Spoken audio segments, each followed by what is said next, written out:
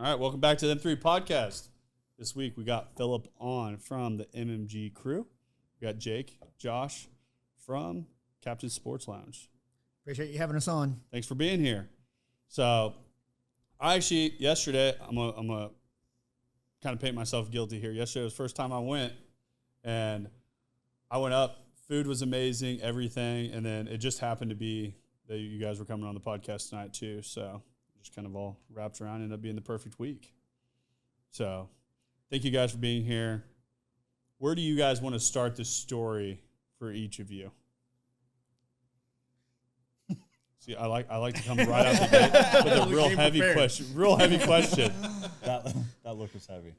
I mean, we could start in high school where we met. You guys met in high school? We did. All right, where'd you guys go?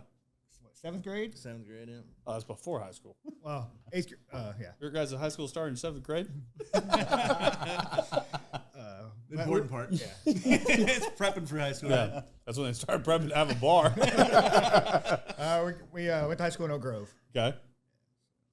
And just kind of became best friends, did all kinds of sports together and everything. So, and 25 years later, here we are. Haven't killed each other yet. Might have tried a couple times. So you guys go to high school, Oak Grove. You get out. You guys go to college? Yes. You I went to Baker, played ball out there for a little bit, and then ended up graduating from UMKC. Okay. I spent a couple years at Avila. Okay. Graduate from Avila? No. I respect it. Wrapped it up early. You know what? It's crazy how many people we have come on here that we live in a society that pressures that everyone has to go to college to be successful. And the amount of people that we have come on, they're like, I dropped out of college. I feel like I'm the outlier on here because I graduated. I'm like, I wish I kind of would have fucking dropped out. It'd been a cooler story to have on the podcast. Had a lot of fun in college, but I had 4 years worth of fun in two. Yeah. Yeah, I definitely had my fair share of fun. I also took a victory lap, so I went for 5. You went to Northwest, is that right? It was a good time. So you guys go to college. Exiting college, where do we go off to at that? Because you can't tell me you just like opened up Captain's right after college and like, hey, story's over. It actually started more in high school. In high school, we had summer jobs. You know, we were athletes, playing baseball, playing football. I played basketball. He was a wrestler by that point. But you still got to make I like money. all the things you guys were doing that you just breezed through the high school days, just like gone. I mean, it was quick. We had a good time. We had a good run in high school too, but you still had to make money, pay for, with Oak Grove. We're not from a bunch of money or anything, so we're still working, trying to pay for our gas and whatever we wanted to do outside of those sports. So we actually started in a bar in Green Valley back then, cooking. Kind of figured it out, and that's kind of where the path started, I guess. And then after college, I mean, I took a real job for 9 months. Freaking hated it. 9 months, hell of a fucking run.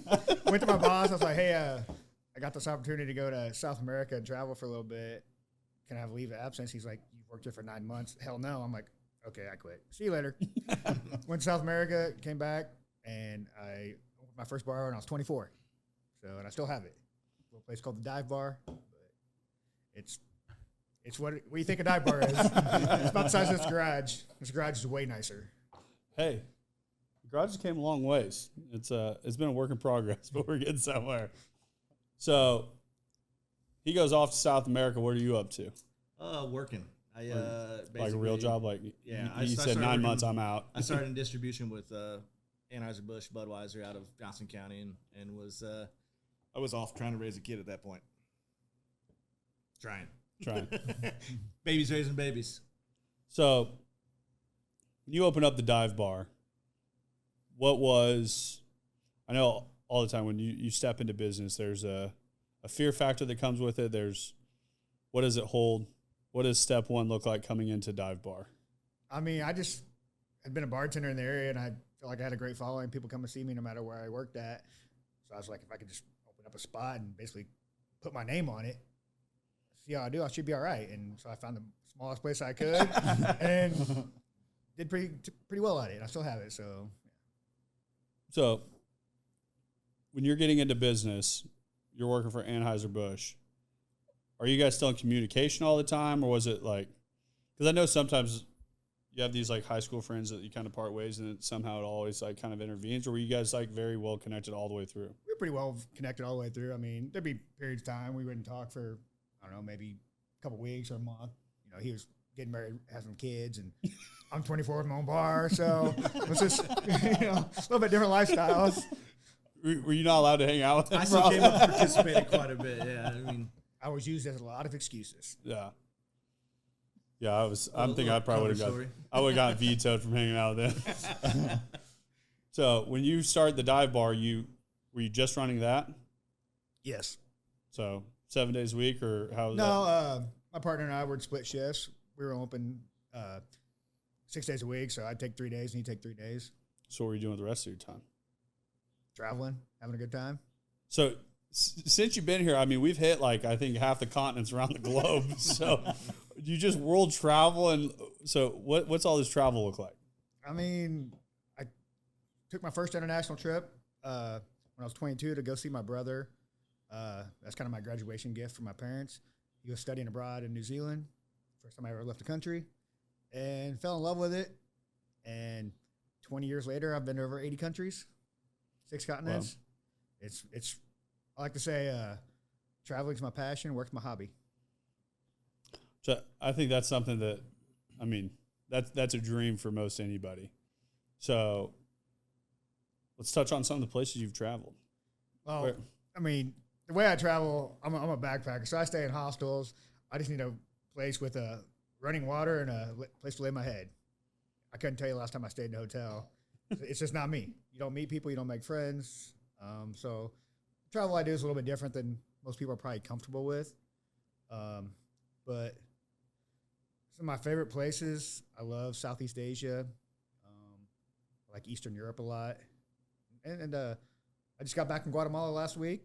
Had a fantastic time down there. Did some amazing hiking. Met some amazing people. To me, that's what it's about, is the people you make or meet in these countries make the experiences. So Dalton and I did study abroad in Spain for 6 weeks, and we went and stayed up in the Pyrenees Mountains in a hostel. We had no AC. That's the only thing I'll probably complain a little bit about. Like, I do like my AC. I run pretty warm all the time. But the food that we had over there and just so we were hiking, 10 to 15 miles a day probably? Did you do the Camino? But no, so we were up in the Pyrenees Mountains, and our teachers would drop us off every morning between 5 and 7. And we'd just have GPS coordinates where we'd be picked up at 5 to 6. And then you would have to map pretty much everywhere they would have like certain coordinates that you need to hit along the way. So we'd have pretty much coordinates and you would just be like hiking the mountains, and you would pop out and there'd be a family that's living in the middle of the Pyrenees Mountains with electricity on their house from the water runoff. And there's like sheep everywhere, and you don't even speak the same language, and they're offering you food and offering you into this house that was probably built before the United States was ever even founded. And it was just like so crazy to see that there's human beings that live on our planet that are so disconnected from what we make as all the issues. That I feel like we live in a society that's so driven by the dollar that people have just lost sight of what's really important. And I think you see that when you go outside of the United States. Definitely do. It'll bring you back to earth, and just to have that connection that with a complete stranger that you don't get here in the U.S. Yeah. And I think one of the cool things when I went over there was like finally when I disconnected from the dollar. I think for a long time I was very connected. That's what I was looking for. I thought that would solve all these problems. And ultimately, when you're over there, I'm like, I don't even think you need money. Like, you got food, water, shelter, like you're square. Like, these people are living off the grid. I'm like, what? So, like, when I got into business and stuff, I'm like, yeah, bet it all. Let's ride. Like, let's do it. I'm like, what's the worst case happening? I live out in a cabin in the middle of nowhere and I hunt my own food? Sounds awesome, actually. So, sign me up. Yeah. So, what transpired from after the dive bar? What was like kind of next step? What brought you guys back together? Actually, you could probably speak on that, how Captains came about. So Jake was traveling. He was leaving the country. He was going to spend about a year out of country. He also has a beverage distribution company, and I left the Budweiser at the time and was back bartending and just kind of piecing together, trying to find my next steps. and he was like, "Man, I could use some help running this." So I stepped out and with his business partner with that, and was helping distribute sodas and getting around and trying to add accounts and some of the network that I had built working at Budweiser. And he was gone for a while, and then the bar right there in Lotawana popped closed, and they had just finished a patio and was kind of looking at it and talking with his other business partner, and was like, I think we can make a good run at this. This right here makes a lot of sense. It's just that neighborhood at that time. Basically, what I said is we could do a bad job for a little while, and it's going to grow into us, and we're going to have enough opportunities for enough customers to come through that we should do all right. So what year was this? It was 2013. That was 13, Yeah, yeah, I was actually in the mountains in Bolivia, and he sent me an email saying, "Hey, call me." I checked my email like a week later. This is back when Skype was a thing. 'Cause, you know, That did phase in and phase out. It kinda did. quick. on that trip, I didn't take a cell phone with me. Like, you still had to go to the local internet cafe to hop on the internet. So anyway, I Skyped him. He's like, "Hey, let's buy." It was called Lake House Pub at the time. So like, all right, let's make it work. I'll be home in a couple months. You guys can do the construction, and I'll see you when I get there. And that's literally how Captains came about. That's wild. That's Way super cooler cool. stories. That is cool. Just really downplaying the stories. We looked a lot over the years. Sending It'd emails been and all right, let's a roll. lot of years looking, a lot of years talking, and we Yeah. bought by some different opportunities. But I was looking, for me, I was still raising a family and had little money to really kind of spit off and try and make it happen. He had a little nest egg from some of his being able to live at home a lot later, not raising a family yet, being able to travel, which for the most part, I've learned through him, it's cheaper than being here. Yeah. So he saved a lot of money not being in the It country. it is pretty crazy when you go around the planet how like cheap things can be. That I always tell my wife that like we've traveled so much like inside the United States, and we've been to Mexico a lot, but like Mexico, I mean, you go on a resorts, they're charging you the same shit you're here. It's nothing cheaper. But now just like through points and things like that, I'm like, if we can just get to wherever it is, like using Amex points or whatever, I'm like, we show up and I'm like, it's cheap. Good bottle of a liter of house wine in Spain or Portugal for €2. Yeah. Sign me up. But you go eat somewhere where we're just so accustomed to this high dollar meals and everything. Like, I mean, you can go stay in hostels over there for a few dollars. Like, it's cheap. Like, and I just don't think we understand that in America. No, And not at all. most time I think when people think you're traveling, it's just huge dollars and cents, which I'm very much a person that like just loves the beauty of the world of what it is. Places that aren't as inhabited. I don't know if I'd be like full like jungle of Africa or the like rainforest over there with the snakes and everything. I might be a little out on that gig.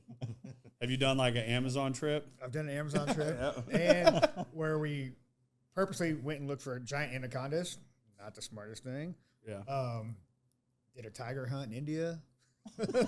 Yeah. Slept in a tent in Okavango Delta in the middle of Botswana, where there's hyenas coming in your camp, and you're afraid to get out of your tent and piss in the middle of the night. Yeah, because like, so I'm part of this group that they do like hunts and stuff all over the planet, and they were doing a big fishing trip in the Amazon, and half the photos are all with them with these just huge anacondas and everything. I'm like, yeah, I was like, that's, I draw the line there. But so pull the trigger on Lotawana. What does step one look like once that happens? There was a process. Really, it was trying to put it'd been Lake House Pub for quite a while at that point, and it was a smoking bar, and there was a number of pieces of just really wanting to create some of our own identity and step out of what it was to become what it was going to be. There's a big focus on food. All three of us at the time, there's three partners, all three of us at the time were very bar and front of house oriented, but somebody had to take on the kitchen, and it was my big push, so I ended up being the foodie. I took on the kitchen and dove into that because food was important, but at that point it was more of something to eat while you were drinking as opposed to what we are now. Yeah, and that's my dad had a bar for 26 years, and part of what he hung his hat on all the time was just quality of food. That's what kept people coming back all the time. That if you get a Busch Light's going to be the same any bar you walk into. He said the alcohol is going to be the same.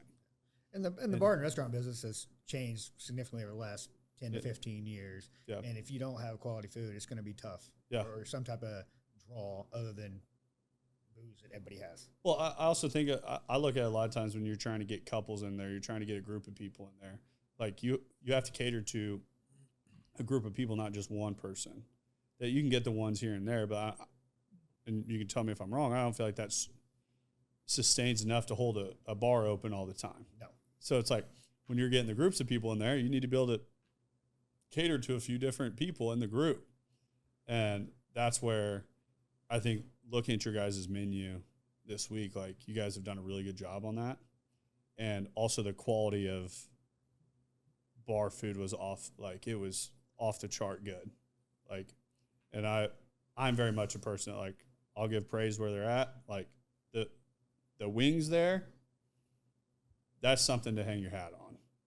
And that's all Josh. Josh is a big wing connoisseur. And There's been some pillars of our menu for sure, and wings, burgers, fry are staple. I know I'm less on the pizza side. Jake loves the pizza. He's I saw the pizza side I'm looking at. Driving point on what we have there, but there's different sandwiches, and one of the big parts for me is evolving the menu consistently as well. So we have our staples, our wings and our burgers have always been there with some sandwiches and other items, but just constantly evolving and churning what's on the menu. We make sure to do a revamp annually at least. Yeah.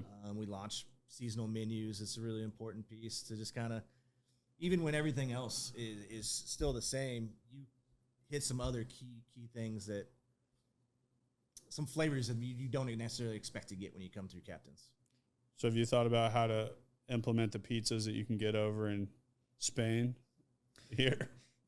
Those pizzas are a little bit different. They're fire, man. I wish I could bring that back. We actually tried to implement some different items from around the world. We used to do a wine tasting. I think you need to do a little bit like you have like your own little menu, like on the bottom that's like Jake's five picks around the world. I don't know how many people are gonna eat that. You can't go too off the chart, like scare people. Well, you wouldn't think, but like you just had the Gator yesterday, right? That's the first thing I saw when I saw the menu. I was like, I gotta get that. Yeah, like, that was the thing. I was down coming out of COVID and was down in Key West and was like, I've never had Gator. I'll try it. It's great, delicious, and I'm like, I really felt like it was on brand for us, and it was something that if we could source responsibly and have it on the menu that was going to be tasty and people would flock to it. Yeah. And they thought it took me almost 2 years to convince the others to give it a shot, and we launched it on last year's first of year menu and blew out of it. And I mean, we were out by Thursday of the week that we launched the menu in all locations. Our food provider couldn't keep up. The farmer couldn't keep up, and that was a big piece. They started trying to send us wild gator, and it's just a lot more gamey and chewy and just different texture, different look, different everything. And so they really had to press to get their farmers to produce the way we need them to produce. And it's been a big one for us over the last almost 2 years now. But it's like my thing was everything was good, but those like gator bites were, and the whole prep of it too with like the wild rice and the sausage. And it's almost like a jambalaya kind of like without all the sauce and everything. Whereas which one, gumbo or jambalaya, the thick one?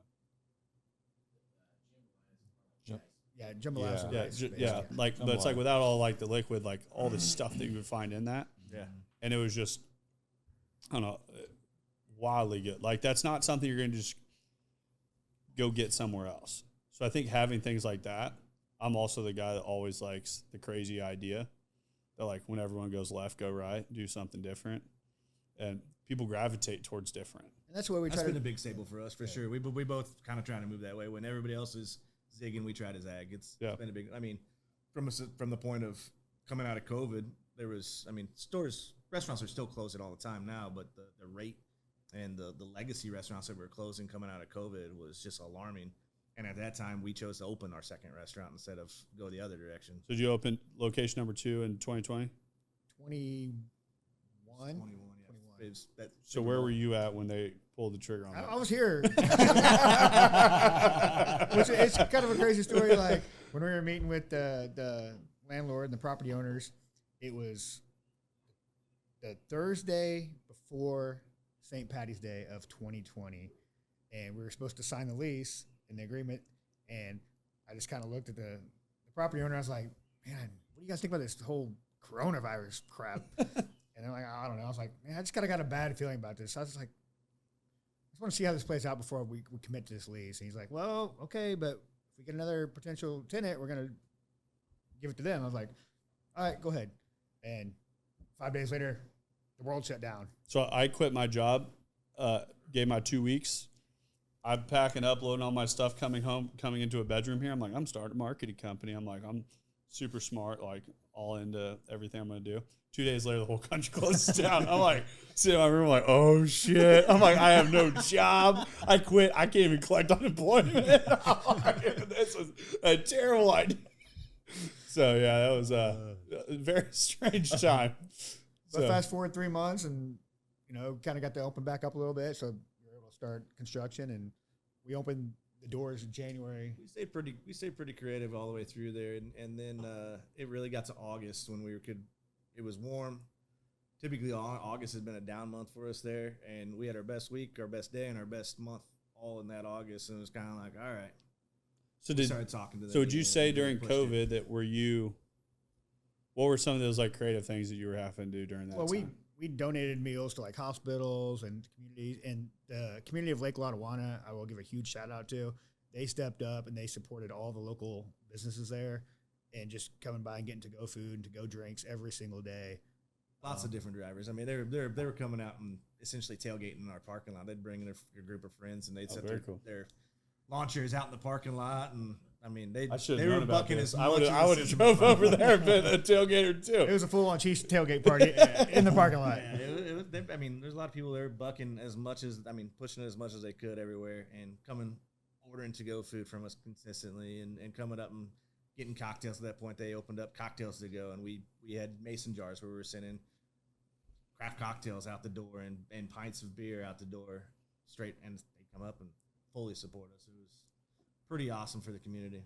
Because it was crazy how many like people I know in business that during those times that were supposed to be like really hard, like we were putting up some of our top months because like I know the guy that owns the Chick-fil-A here in Liberty, and he's like, because we had none of the overhead of what we normally have to keep up inside our location.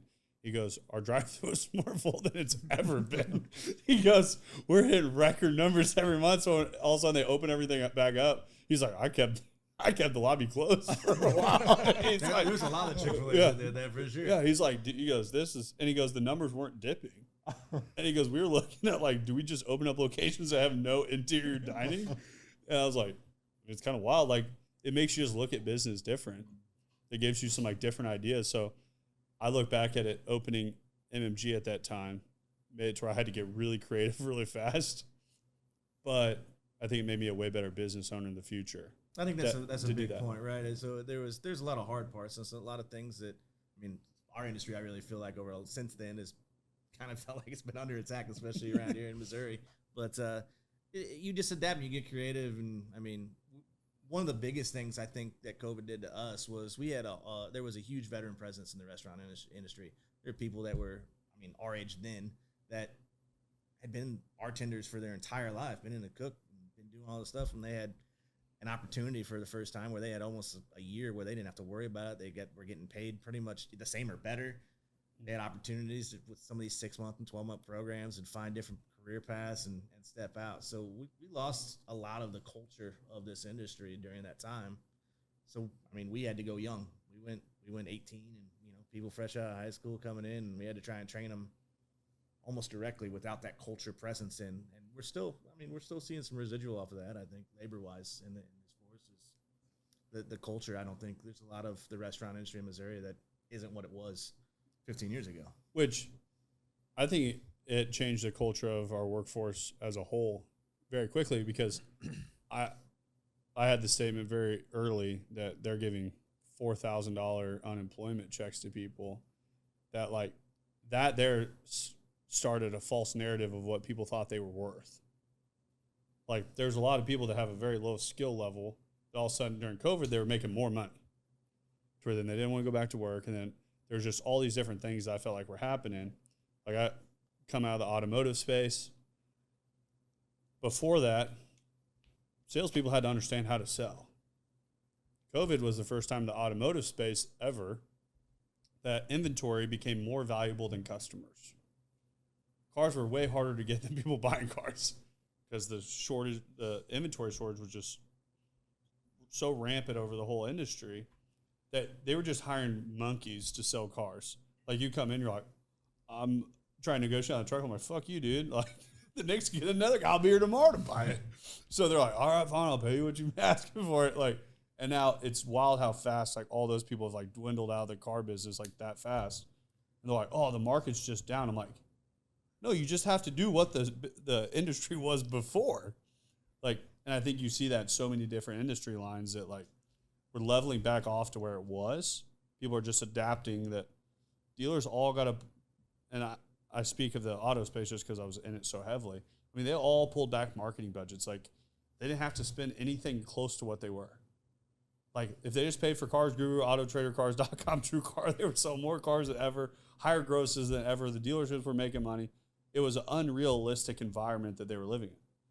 Everybody and their mother was getting a real estate license and going out slinging houses, and it was just like a house comes on market, we go look at it, there's gonna be 20 bids, let's just throw a number at it and see what happens.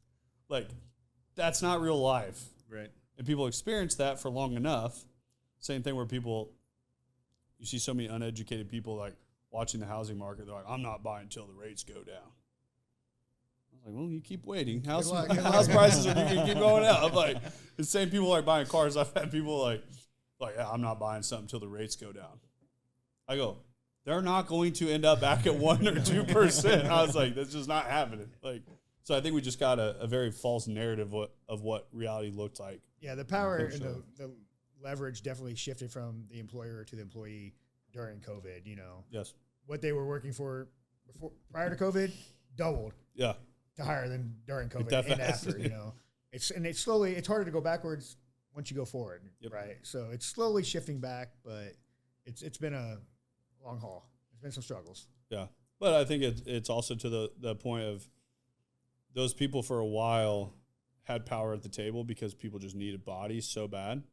But I think business leveling back off, business owners are coming back with the power position. But they're like, well, I have 4 other people that want this job too. Like there was a point that was like, oh, you're the only candidate? You have a heartbeat? You're here. Yeah, no, for sure, 100%. There was definitely a part of that. It was You're like, going to show man, up? Okay. I would like to not be here tomorrow. I just want somebody else to show up so I can maybe get 45 minutes off tomorrow. Yeah. Now, I mean, yeah, it's really nice to see it shift back to where that there's actually some choices and you don't have to worry about if you can have somebody to open the doors tomorrow. And it's kind of crazy that was a world that we lived in. So it was I think so it created close a to lot of things in a lot of industries where it was some good to it where it made you update your technology. It made you reinvest in the business. And if you were a dead brand, then you died instead of being able to keep kicking it along and let your clientele base from 40 years ago keeping you alive. Yeah.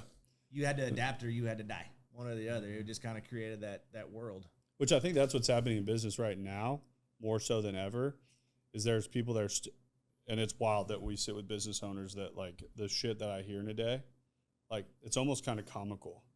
Like, because we have all these things happening. You have a digital world that's happening in front of us, and there's people that just don't want to accept it.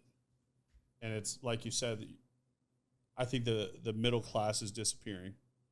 Like, it's becoming lower or upper class. Like, that middle class is just, the divide is happening, but it's you have business owners that come in that are so forward thinking and they're so on top of it. They're scaling so fast. And then we have the other person who's just like on this fast downhill spiral. And they're just like trying to throw a life rope somewhere. And I'm like, we have one or the other. We don't really have like anything in between. It's kind of wild. Like we just get to see it. I mean, forefront day over day to where, I don't know. I think it's going to keep dividing as we move forward. For sure. And I think that's another interesting part. It's politics, a little bit political, but just seeing some of the states actually divide instead of having all the states kind of, this is the rule book you're playing with. But if you travel around, you can see different states that are flexing some of their economic muscles and they have some different things. I mean, being able to open in Oklahoma City recently has a whole different set of the budget's just completely different in a lot of different ways. labor force specifically. So what's that look like labor force from there to here? Oklahoma's way more friendly. Okay. It's a fraction. I mean, you can pay your front of house over any tipped employee $2.13 an hour, where minimum wage, and now in Missouri you got to pay them at least like $6.87 or $6.88 right now, whatever it is, and it's going to go to $7.50 within the next 2 years. Well, that's a big difference when you extrapolate that over a year, and the amount of front of house hours you're running is $5 an hour cheaper in Oklahoma. Yeah. And on the Kansas side too.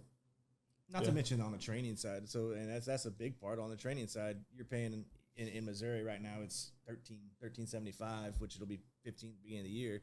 Down there, it was $7.25. I mean, it was generous. Our franchisee was like, "Oh, I want to pay him at least $10," and they were happy with that. Yeah. We don't even have that choice here. It's staggering how different it is. Which I think it's wild because I have a lot of buddies there in the food industry, and I mean that they move across state lines, and when it's, I don't know, I think it's just crazy how wildly different it is as you go from state to state and the regulations. And that was like where I always had a very weird position with COVID, because in Liberty, I-35 was what stopped COVID. Like, wild. Like, because this side of Liberty was Kansas City. So, and then the other side was in Kansas City. So if you went to restaurants on the other side, I mean, it was like 2 weeks of flattening the curve and the masks were gone.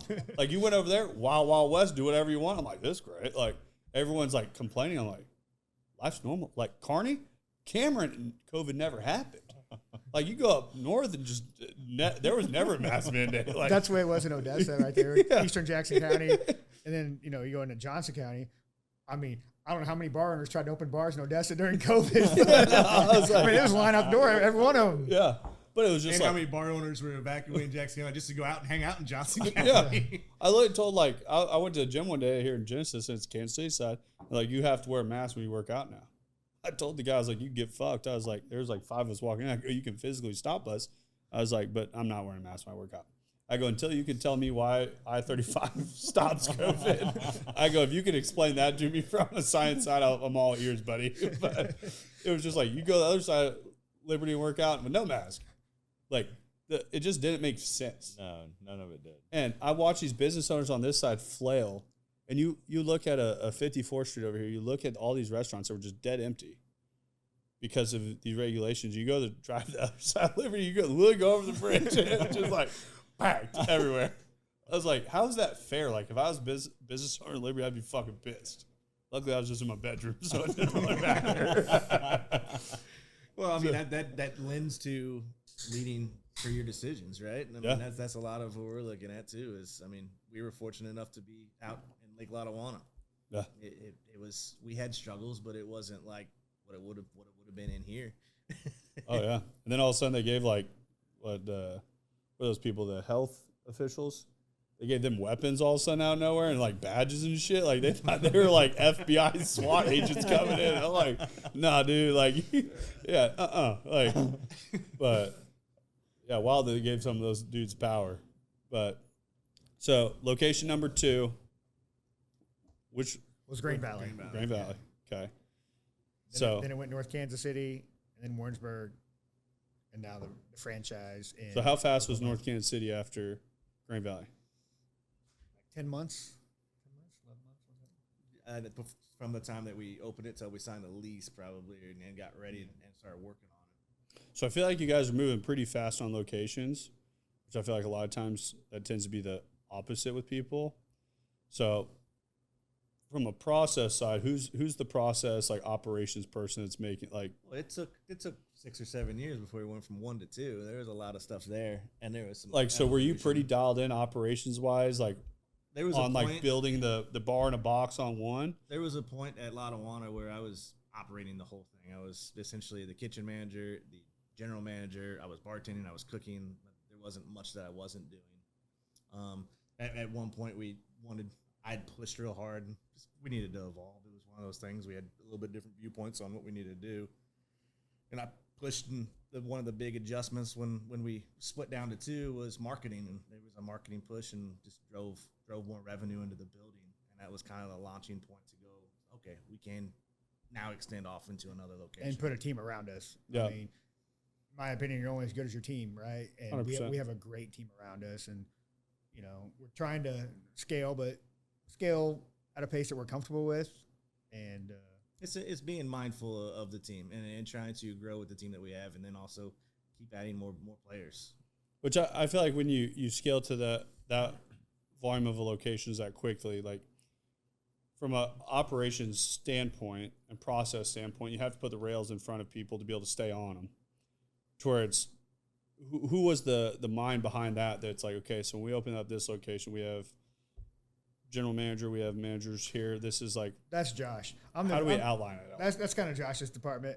I'm the vision guy. I'm like, look, this needs to happen. We're going to make it happen, right? And See, then, that's me. I'm that Yeah. guy. Like, I'm like, hey, this is happening. Everyone's like, I don't know how the fuck that's happening. I'm like, well, Yeah. I don't care how it happens. It's happening. exactly. It doesn't take much thought. I like something. I think it's got potential.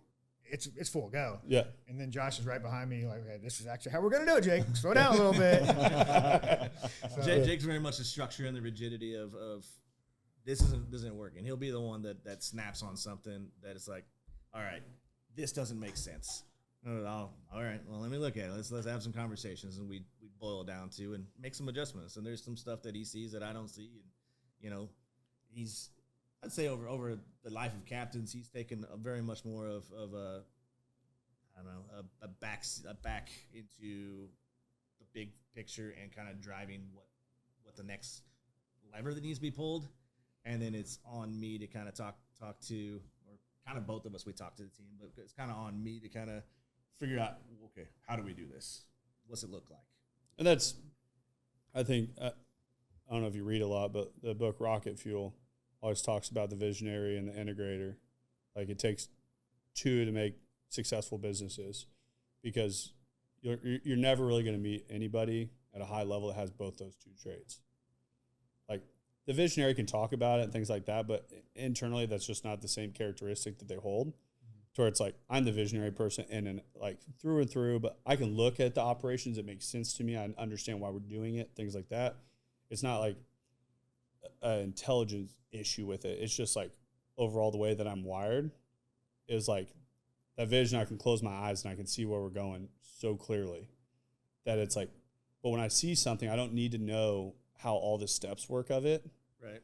that's us to a T. Yeah. I mean, So when I look at something, I'm like, oh, I see 10 steps down the road, it can be this. I don't know what those 10 steps look like. And I'll pull the trigger, and then I have a 7-person leadership team. They're looking at me like, dude, what the fuck? Yeah. And I'm like, oh, You we just got did it. what? Yeah, Yeah. we got it. We Like, have a team that looks at us like that frequently. Like, what we're doing? What now? Yeah. Hold on.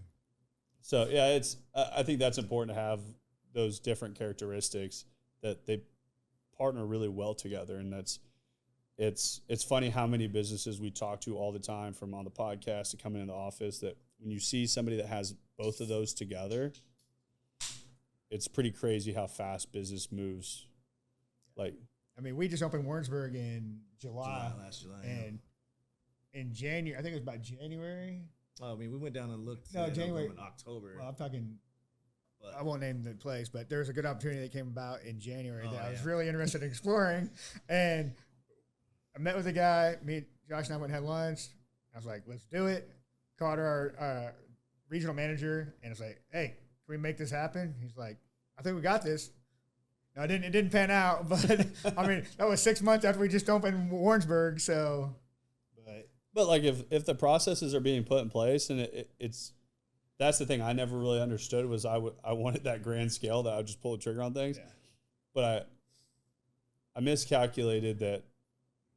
If it's done really, really well from like in our stance, like the marketing to the content, to the sales, to the finances, like if all those things are dialed in correctly, it makes scale a lot quicker. Actually, if you're just flowing around and you're not very effective at what you're doing, it makes this where it's really hard, a lot more stressful.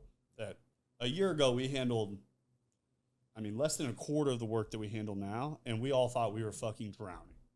Well, I think there's a constant cycle when you scale, right? Yeah. Like you build a team to one level and then you cycle in the next, and you're like, man, we have a gap, and you cycle around. You know, one of us, or I mean, that's one of the things that I've kind of always done with captains. If I see a hole, I step into it and try and figure out what it looks like, and then we try to fill that. Yeah. So I don't have to fill that hole anymore. I mean, and then I step out, and it's just a constant evolution of building the next process and the next piece of the team, and continue, like you said, building out a leadership group that helps try to keep your vision. And that's how we came to be partners with you guys. Is we knew, at store probably 3 we should have done it, but it took the 4th store to actually pull the trigger. We had a huge gap in marketing, and we were trying to fill it in house, and it just hasn't, fit our needs. Yep. So, which the crazy thing we run into with companies all the time is trying to build out what we do in house, and we put it at price points that it takes what we do. It takes 2 to 3 people in house, no questions asked, to be able to achieve the same thing. And what's really unique is when you have the marketing mind, and I go over this all the time, like we have 2 sides of our headquarters, and it's the 2 sides of the brain. That one side, we have the marketing side that shows up 30 minutes early. They're dialed in, like spreadsheets, like to a T. And then we have the content side that, like, I'm like, how can you guys not get here by 9 o'clock? Like 9:04 every day. Like, how can we not get this down? Like, it's just so. It's the creative. It is. It But is. 100%. it's just like we figured out how to come to live with 2 completely different people in one location.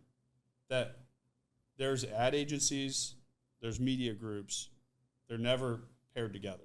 I was like, if we can build this golden bridge over the top, like it makes it so we can come in with a product that somebody cannot achieve in house at the same price point. There's no way.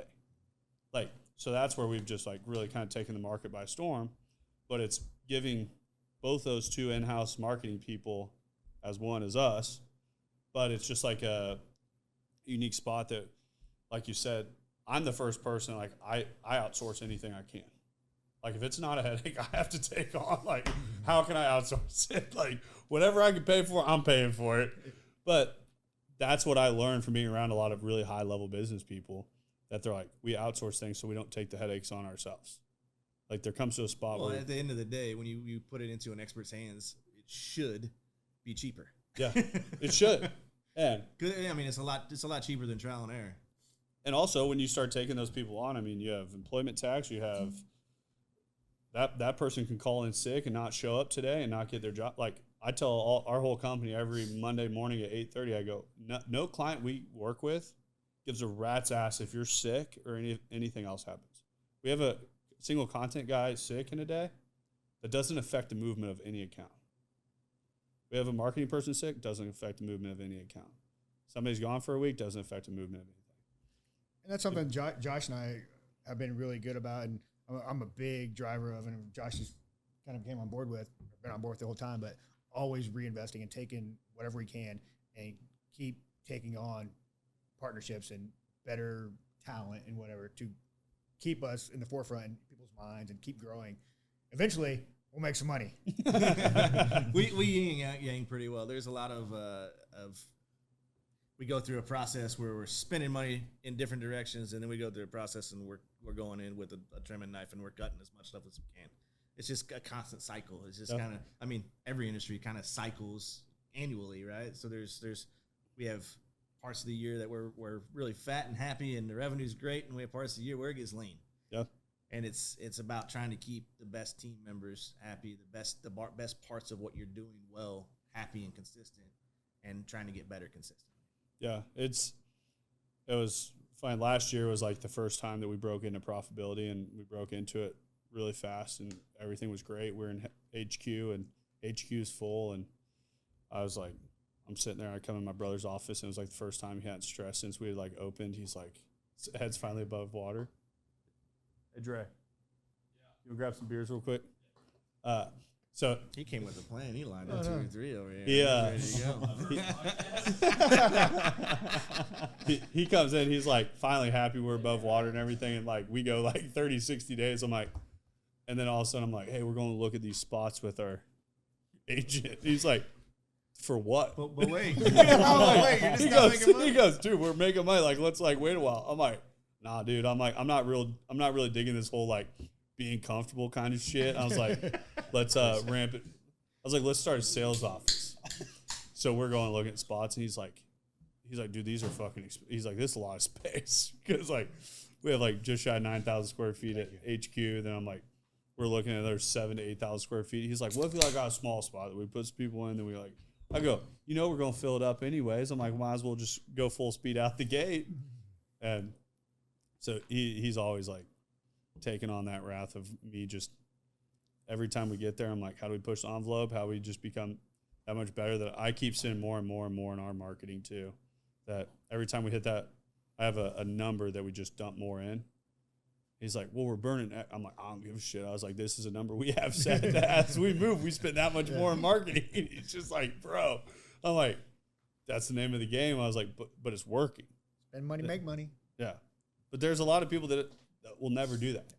They live a very scared game, and they live a very, and maybe one day we'll be on our deathbed. Maybe they had maybe that was the idea. Maybe you did it wrong. You should have done it that way. Yeah, maybe they were smarter than us. But it's ultimately too, though, you guys have done something right. Like if you're traveling the world and you're getting to go experience that, like I feel like that's winning, regardless of anything else. I have no complaints. 80 plus countries. I wouldn't either. I mean, one of the best things I think about us is we've learned a lot, and that I don't think either one of us tell you that we know everything that we need to know at this point. And it's I mean, we've approached every new opening completely differently. There's been pieces that are again foundation and columns to what we are, but there's been, I mean, our original location, we just kind of did what we had to do and adjusted to make it our own brand to complete gut of a pharmacy to turn it into a restaurant and having the complete layout. And then the next one was even a bigger budget coming out of COVID. Everything was sourcing. It was more expensive. So the one we opened last year was very much more on the model of Lotawana, where we kind of took what they had there and kept it a lot tighter budget to get that one open. So it's constant evolution with us kind of always looking at stuff and learning and trying to learn what we do well and what we don't do well and how we can do better. I've definitely forgotten more than I've learned. It could be a few bush lights later. The other thing too that I think, like to your point, like as you evolve space wise, like we went from the basement to the river market. We moved in the river market. We didn't buy a single additional piece of furniture. We just took everything out of the basement and moved to the river market. Like it cost us $0. And then April 15th of last year, we moved into our Crossroads office. We moved into that office. Like it was fully furnished with everything that was in there. And then we just brought stuff for like individual offices. So like what we had in the river market, we started transferring over there. And we spent probably like 20 grand, like additional in like furniture, just because it was such a large footprint from where we were. And then we just opened up the sales office, and Dre's looking at me. He's like, how the fuck did you spend $150,000 on shit? I was like, dude, I thought we just had like an open checkbook. I was like, I wasn't cutting corners, dude. But it was just funny how like before we're like on Marketplace, we're like, all right, we're getting these 3 desks. None of them match, but that's what we're going to do. Now it's just like, I'm like, I want everything to match. This is how we're doing it. Like, it just, the evolution of the game changes so quick. Yeah, we did that with the North Kansas City store. It was like, we went way over budget. And then the Warrensburg store, we just ended up buying out another restaurant. And that was so much more cost effective. But it worked out pretty good. I bought everything on sale. It was a fraction. Yeah. He's in there, he buys everything North Kansas City. I'm out. Good luck. That one was rough. Yeah. So, everywhere you've traveled, favorite place, least favorite place? Oh, that's such a hard question. Everybody asked that. Everybody asked it. Should have an answer by now. Honestly, I don't have a favorite country. The country of Georgia maybe sticks experience. Out. The country of Georgia sticks out as an overall just an amazing country. The wine, the food, the people, the hiking. I've gotten really big into hiking over the last decade or so, just through my travels. Favorite experience was climbing Mount Everest Base Camp up to almost 19,000 feet over 14 days. sleeping in tea houses where you go to sleep with a water bottle next to you and you wake up and it's frozen in the morning. No shower for 14 days. I mean, that or, like I said, camping in the Okavango Delta in Botswana, taking a little dugout canoe with locals, and all of a sudden you're paddling down the river and there's a hippo next to you. It's a little bit of a crazy feeling. That's probably my top 2 experiences. Is there anywhere that you've went that you wouldn't go again? I would go again or would not? Or would not? Probably the country of Moldova, if I had to pick one.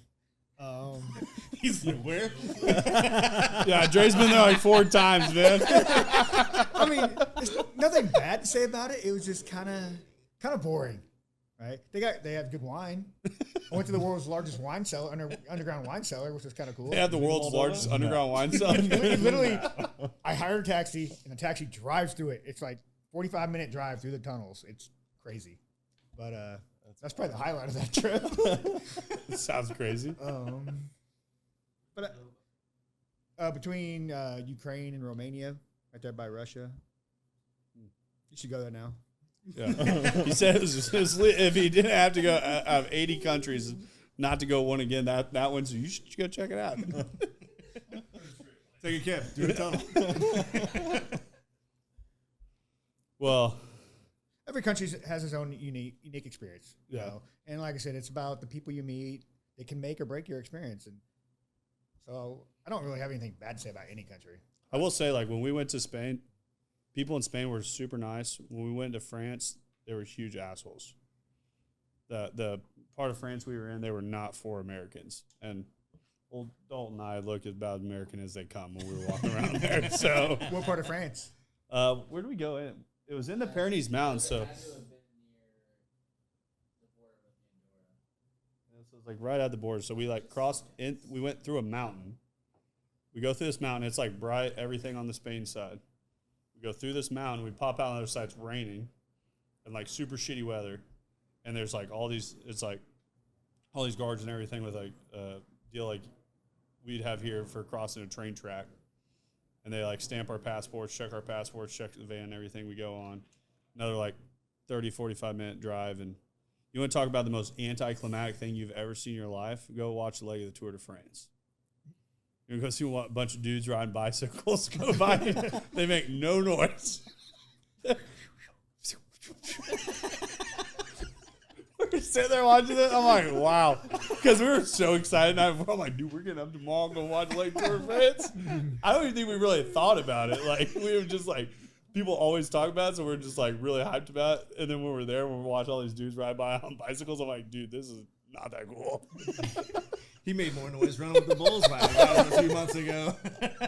So they had Running the Bulls when we were over there, and we talked about going to it. So did you go to it? So this past summer, I went and I was in the Azores with my brother and his wife. They live on a sailboat. And they were sailing around the world. And so They live on a sailboat. Yeah, they live on a what sailboat. the fuck are you doing, Dre? They've been living on a sailboat for like the last almost 4 years now, and they plan on being out for about 10 years. They're in the Med now. But so I met them in the Azores when they first crossed the Atlantic. And It's fucking wild. we're What hopping am I around, doing? We're hopping around the Azores, right? And we found this little towny festival village, like 1,500 people. And that night they have Running with the Bulls. So my brother and I like, sign us up. So we get out there and they literally just have these bulls in a cage and they're trying to rile them up or whatever. And then they have a rope attached to them. And first couple, we were way far back, just being kind of cautious. And it wasn't that exciting, to be honest. And then the third bull, we're like, get a little bit closer. And all of a sudden, this bull just comes off. And he had his sights on me. And I had a beer in my hand. And I'm pretty fast. And I took off running. Self-proclaimed. I have a video. I took off running. And I don't know, probably 50 yards. All of a sudden, my hamstring popped. Oh, shit. I hopped over the wall. There's about an 8-foot ravine. I didn't care what was under there. I hopped over there. Didn't spill my beer. I got a standing ovation from all the locals. I couldn't walk for 2 weeks, but I did not get gored. That is the main thing. Yeah. I will say, for some reason, so when you see it on TV, you just see all the highlights of people getting smoked. But when we're in Spain, they have like the Running of the Bulls, and we're sitting at our hostel. And there's no like TVs in any of the rooms, but there's a TV down in like, what was that, like bar area down? Bar restaurant kind of deal. And like the restaurant's like the family that owns the hostel will cook for you. So they cooked our dinners every night. And they had this TV that just everyone crowds around to watch and drink beer at. And so everyone will watch the running of the bulls each day. And watching all of it, kind of anticlimactic too. Like when you watch on TV, you're like, oh, dude, everyone gets fucked up. Get the highlights. And then you watch it on there, I'm like, I'm not as intense as it looks like. Well, I have a video. Can we attach it to this podcast? Yeah, for sure. It's great Snapchat too. That's We'll all I send got. that over to Ricky. Make sure we get that to Xavier. He'll plug it in. But no, we should have been giving him Heineken's like the most interesting man alive over here. Just, yeah, I was at the running of the Dos Bulls. Yeah, Dos Equis. Those Yeah. are keys. I don't even know my beers. Yeah. Xavier cut that. Put Dos Equis in where I said that. But no, I very One green bottle's another green Yeah. bottle. What are you gonna do? yeah my B. First mistake I've made on 160 episodes. Mark it up right there. But no, I have very much enjoyed working with you guys so far. I think your guys' company, what you're doing, you're right on course with everything that needs to be happening. Like I said, went there yesterday. Food's on great. Like it, I was very impressed, and it takes a lot to impress me. Once again, I do love chicken wings, so the chicken wings, you're all over it. The Gator Bites are all over it.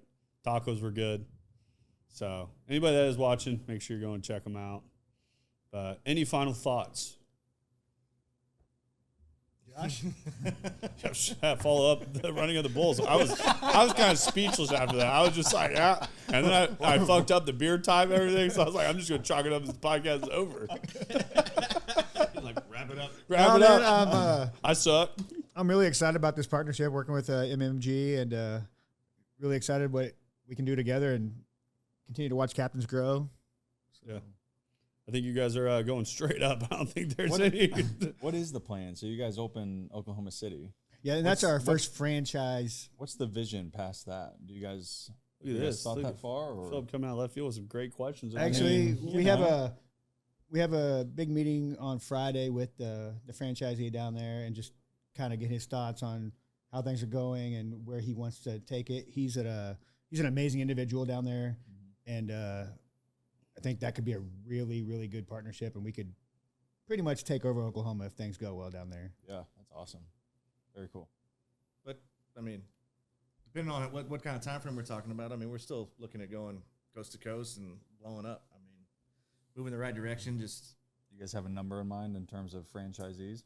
not necessarily in terms of franchisees. I mean, I think my vision has always kind of been to become one of the big boys. Yeah. And there's, Store 100 and the first four were both parts of the map, but we're kind of in this territory now that we didn't map. So we're kind of learning this process on how to go from running every store and building the team for a store as opposed to really trying to grow and build multiple teams. Yeah. So we're gonna learn that here in the next couple of years, real quick.